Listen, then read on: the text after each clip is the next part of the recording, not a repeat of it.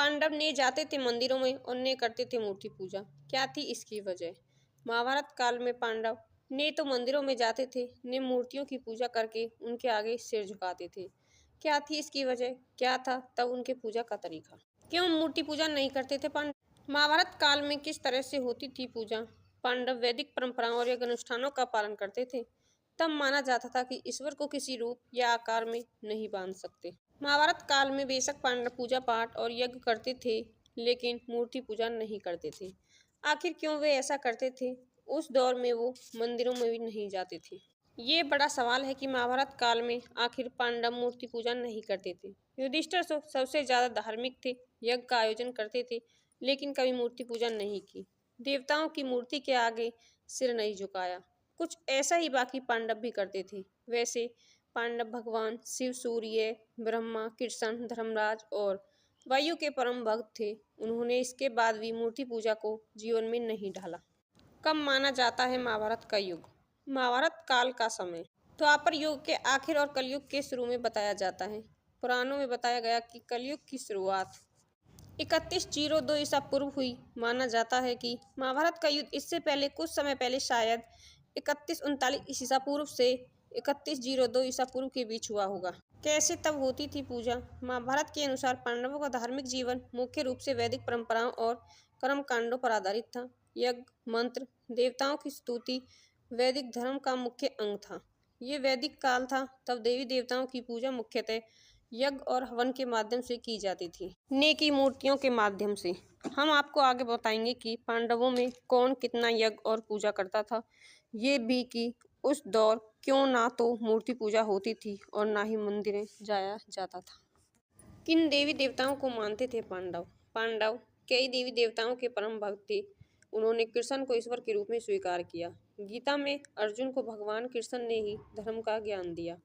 युधिष्ठिर धर्मराज की प्रति विशेष आस्था रखते थे। भीम भगवान हनुमान के प्रति श्रद्धालु थे। भीम का हनुमान से मिलन भी हुआ था। द्रौपदी देवी दुर्गासा की उपासक थी।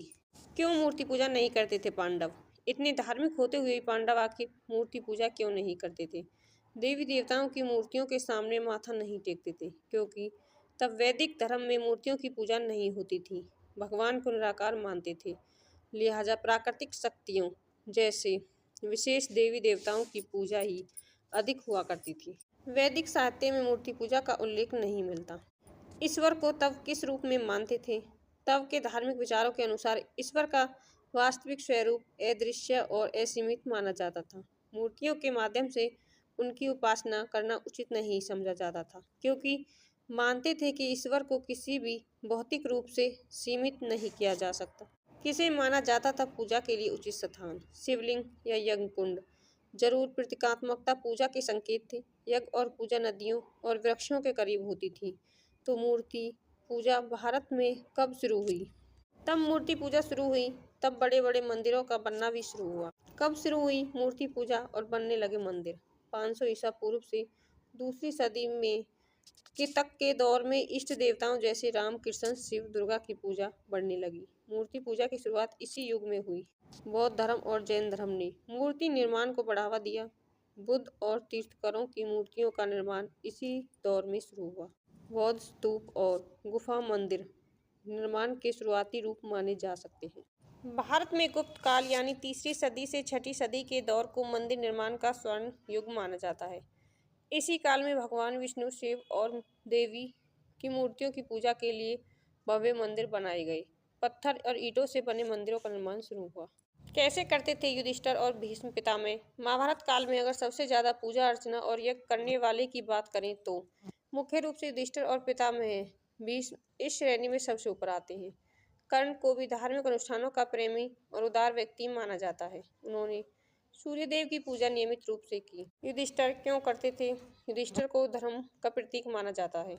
वे सत्य, न्याय और वैदिक धर्म के पालन में सबसे आगे थे। उन्होंने कई बड़े यज्ञ किए, जिनमें सबसे प्रसिद्ध राजसूय यज्ञ है। युधिष्ठिर ने अपने जीवन में धर्म का पालन करते हुए धार्मिक अनुष्ठानों और यज्ञों का नियमित आयोजन किया। भीष्म पितामह क्या करते थे? भीष्म पितामह जीवन भर ब्रह्मचर्य का पालन करते हुए वैदिक परंपराओं और धर्म का अनुकरण करते थे। उन्होंने अपने जीवन में यज्ञ और तपस्या को बहुत महत्व दिया और दूसरों को धर्म और कर्तव्य का पालन करने की शिक्षा दी।